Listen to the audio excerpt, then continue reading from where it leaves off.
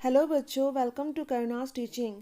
आज मैं आप लोगों को दूसरा सप्तक में विशिष्ट कवि के रूप में स्थान पाने वाले प्रयोगवादी धारा के कवि धर्मवीर भारती द्वारा रचित कविता टूटा पहिया पढ़ाने व समझाने जा रही हूँ। इस कविता में कवि ने हमें संदेश दिया है कि जीवन में तुच्छ से तुच्छ और लघु से लघु समझी जाने वाली वस्तु अथवा व्यक्ति भी कभी असत्य और अन्याय से लड़ने में अत्यधिक उपयोगी और शक्तिशाली सिद्ध हो सकते हैं। साथ ही इस कविता में उन्होंने महाभारत के उस मार्मिक प्रसंग को आधार बनाकर उस तथ्य को निरूपित किया है जिसमें 16 वर्षीय वीर अर्जुन पुत्र अभिमन्यु चक्रव्यूह में घिरे अकेले और निहत्थे होते हुए भी अपने रथ के टूटे पहिए से असत्य पक्ष के भयंकर अस्त्रों से लोहा लेते हैं, यानी वीर पूर्वक उनका सामना करते हैं। तो आइए कविता की ओर बढ़ते हैं। तो कविता कुछ इस प्रकार है। मैं रथ का टूटा हुआ पहिया हूँ, लेकिन मुझे फेंको मत। क्या जाने कब इस दुरूह चक्रव्यूह में अक्षौहिणी सेनाओं को चुनौती देता हुआ कोई दुस्साहसी अभिमन्यु आकर घिर जाए।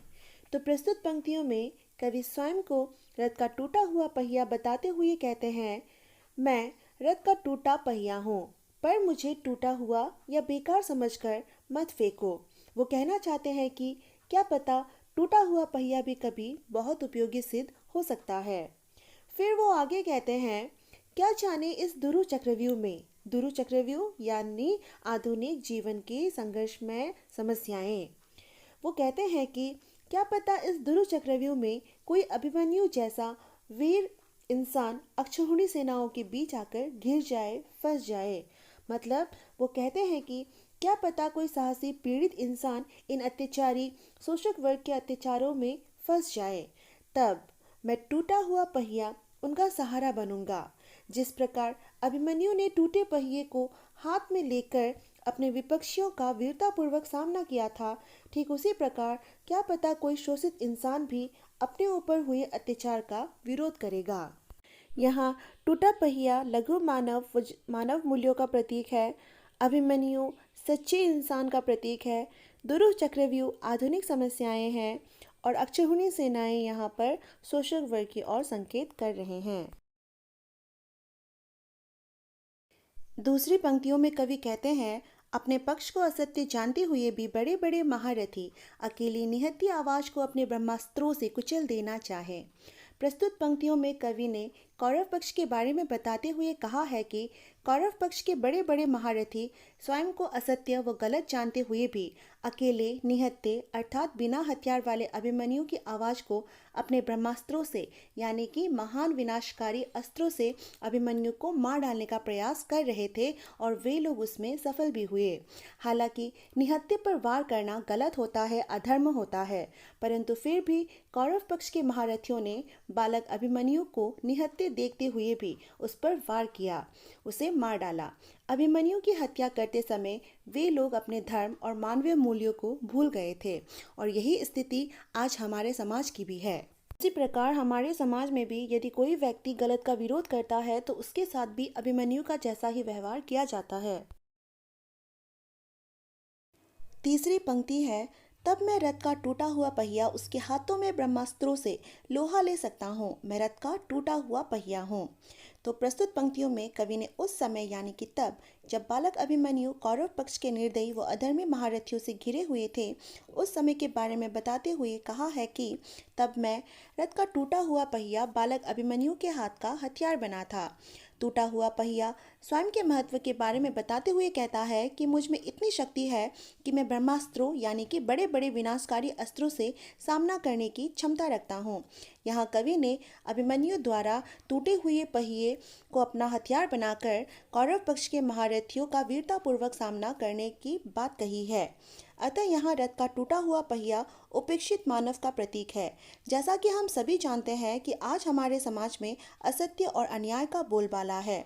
इन्हीं असत्य और अन्याय के खिलाफ यदि कोई वीर इंसान अभिमन्यु जैसा आवाज उठाएगा तो उसका सहारा कोई ना कोई टूटा पहिया जैसा उपेक्षित मानव ही देगा।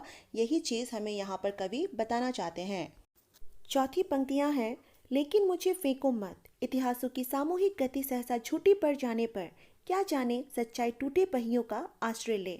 तो प्रस्तुत पंक्तियों में कवि ने फिर से टूटे पहिए को बेकार ना समझने की बात, उसे ना फेंके जाने की बात करते हुए कहा है कि जिस प्रकार इतिहास में अर्थात महाभारत काल में कुरुक्षेत्र के मैदान में कौरव पक्ष के बड़े बड़े महारथियों ने अधर्म, अन्याय व असत्य का पक्ष लेते हुए निहत्थे 16 वर्षीय बालक अभिमन्यु पर प्रहार किया था, और तब अभिमन्यु ने रथ के टूटे पहिए का आश्रय लेकर धर्म और सच्चाई के पक्ष में रहते हुए शत्रु पक्ष का वीरतापूर्वक सामना किया था। ठीक उसी प्रकार आज हमारा समाज जब न्याय और सत्य के रास्ते से हटकर असत्य के मार्ग पर बढ़ेगा, तब उसका विरोध करने वाला अभिमन्यु के समान व्यक्ति अपने को चक्रव्यूह यानी कि समस्याओं में घिरा पाएगा। उस समय उस सच्चे व्यक्ति को भी टूटे पहिए के समान लघु, निस्सार व टूटे हुए मानव मूल्यों का आश्रय लेना ही पड़ेगा।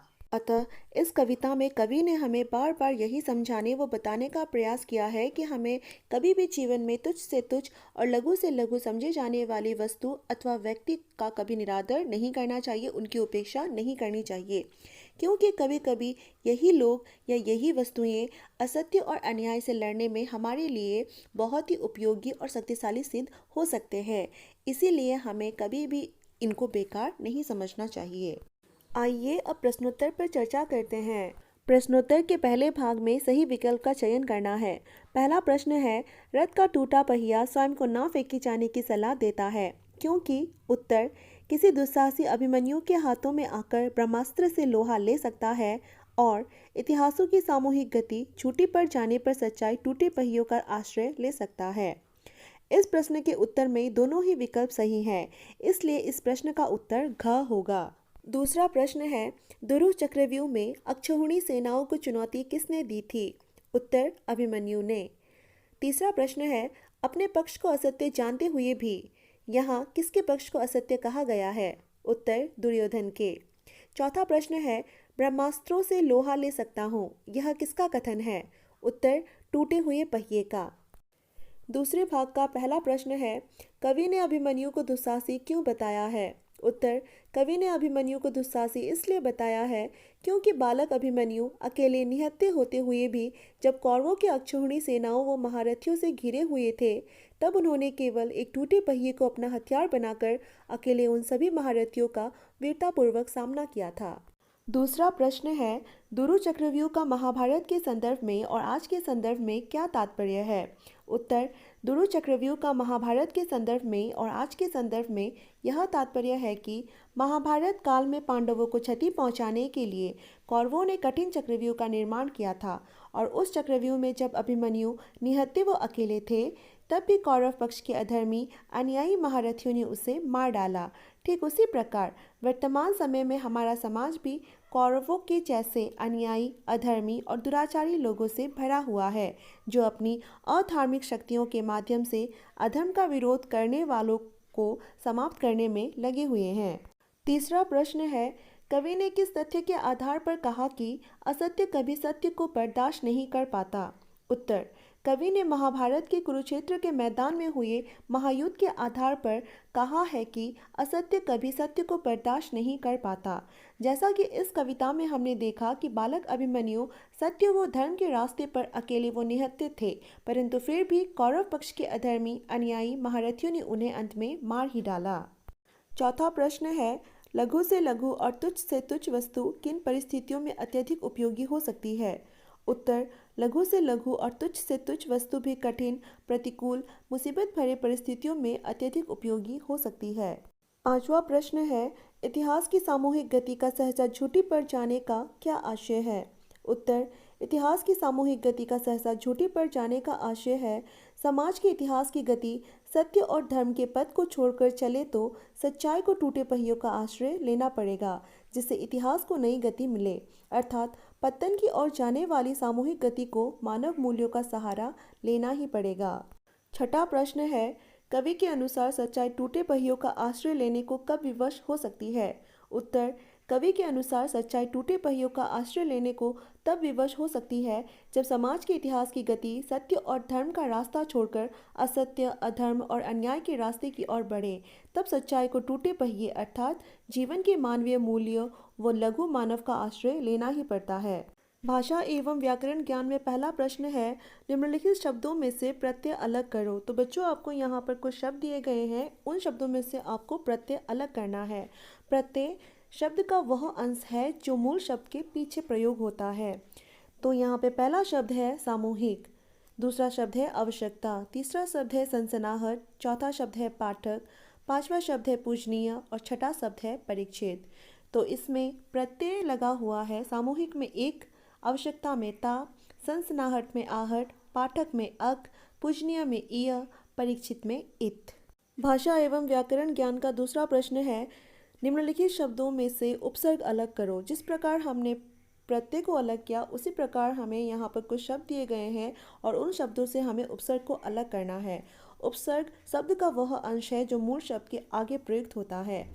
तो पहला शब्द है दुस्साहस, दूसरा शब्द है अनुदार, तीसरा शब्द है बदसूरत, चौथा शब्द है निश्चित, पांचवा शब्द है बेकारी और छठा शब्द है अज्ञानी।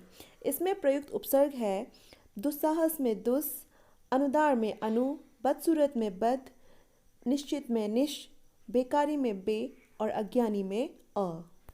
तो बच्चों, आई होप आप लोगों को ये टूटा पहिया कविता अच्छी तरह से समझ में आ गया है।